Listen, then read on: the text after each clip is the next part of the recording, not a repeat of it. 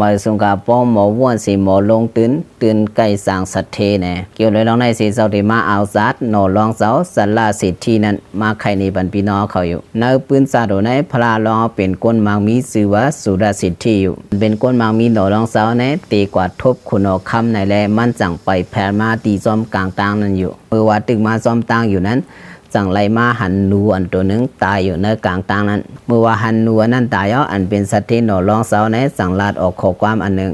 สังลาดออกว่าก้นอันมีตังหูสีหมอลงตื่นนั้นเอานวลตัวในตัวเร็วกว่าลงตื่นป้อนในซึ่งจังเปลี่ยนสัตว์ที่หลวงมาก้อนหนึ่งไหลอยู่ในอยู่เมื่อวันหนอลองสัตว์ที่วันนั้นเยานั้นแดะจังมีก้นผ่านอันก้อนหนึ่งอันนั่งอยู่หิมกลางตางนั้นไหลยินอยู่ว่าไหลยินสัตว์ที่วันนั้นเยามันก็สั่งเอานวลตัวนั้นกว่าเพราะว่าเอานวลตัวนั้นกว่าหาขายเพราะว่ากว่าหาขายเอาสั่งมีเฮือนสัตว์ที่ก้อนหนึ่งชื่อกว่านูอันที่มันมาขายในอยู่เฮียงไรชื่อหนูอันไหนล่ะป้อนในซึ่งมันมีแมวตัวหนึ่งแมวมันนั้นอ่ำขำกินสังมันก็สั่งเอานวลตัวไหนกว่าเลี้ยงแมว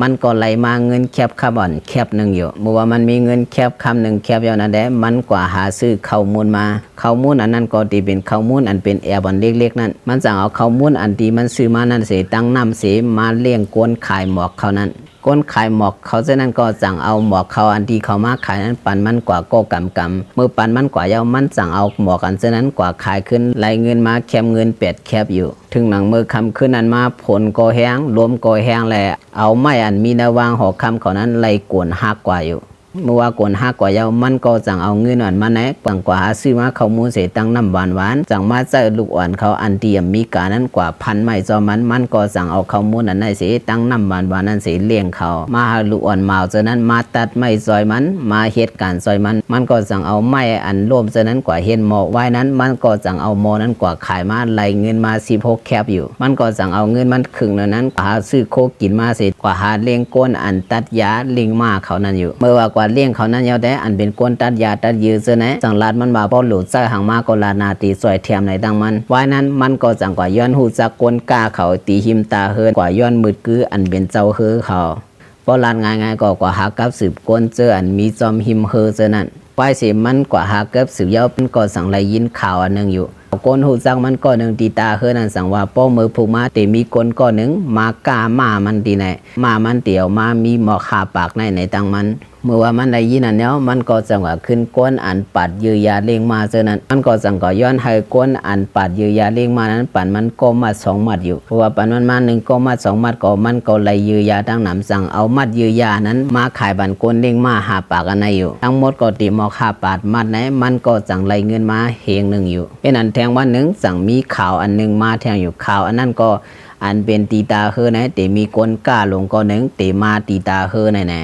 เพราะว่านั้นเย้ามันก็สั่งเอาเงินอันที่มันมีนั้นสั่งก้นเสมาเฮ็ดลูกน้องมันก็เมื่อหนังคนหน้าก้นกาเฮอนั่นเพราะว่าสัตเทศหลวงอันเป็นก้นกาเฮอมาถึงเย้าก็มันเข้ากับสืบไว้ว่ากับสืบผู้ซักกันเย้าได้โคก้าอันดีสัตเทนันปามานั้นมันว่ามันตีซอยขายเฮอปอมหมดดังเสียงในอยู่เพราะว่ามันในหูซักก้นน้ำกับสืบปุ่นกับสืบในกับสืบเฮอลำปุ่นกับสืบเฮอลำในไว้แลอดีขายโคเสในมันอ่ำหยาบสั่งปุ่นตามันก็สั่งเอาโคก้าโคขายมาดังหมดดังเสียงนั้นปันมันเฮอมันขายบันอยู่เพราะว่ามันขายก่อนนั้นยาวแดมันก็ไหลเงินมาตั้งนำไว้ว่าไหลเงินมาตั้งนำยาวแดมันก็เฮ็ดเหมือนหนังโหนาก้นกานั่นก้วยมันก็จังนางไว้ในของดังเนยอยู่กำนั้นอันเป็นลูกน้องมาปีมันก็จังมาเปิดยามันเหมือนหนังสัตว์เทลงนั้นเพราะว่าก้นต่างเมืองไหลยินข่าวมันมาโหนาก้นกาเฮอมาขายโคเอาใครไหลสังก็ไหลนั่นก้นขึ้นหนาก้นอันมาซื้อก่อนนำหนาในข่าวอันนั้นออกกว่าอยู่เมื่อว่าข่าวอันนั้นออกกว่าเยอะก้นต่างเมืองอันเป็นก้นกาเฮอเขาซาก้นกาดังโมดังเสียงก็สั่งมาซื้อโค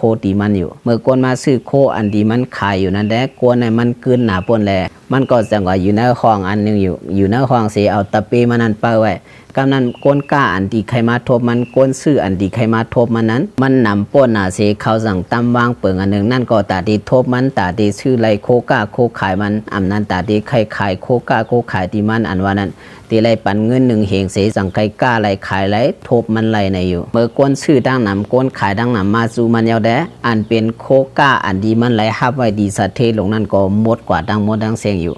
เมื่อว่าหมดกว่าดังโมดังเสียเอาเงินเขาก็ไหลมาดังนำอันเป็นสัตเทหลงก้นกล้าหลงนั้นก็สั่งปันเงินมันกว่า100,000อยู่ เงิน100,000มือกับอันนั้นมีกาขันเด็ดๆไว้ว่ามันมีเงินอันนั้นกว่าเย้ามันก็เอาเงินอันนั้นลงเต็นลางตีๆเย้าก็หาลุงน้องตะปีมันมาเหตุการณ์พันมันไว้นั้นมันก็เป็นกลสัตเทลงกว่าก้อนหนึ่งก็สังวนขึ้นว่าเพราะว่าเขาลูกมาตีแล้วเขาหลุไล่ตอบปุงเกซูภายในมันสังวนด้วยอยู่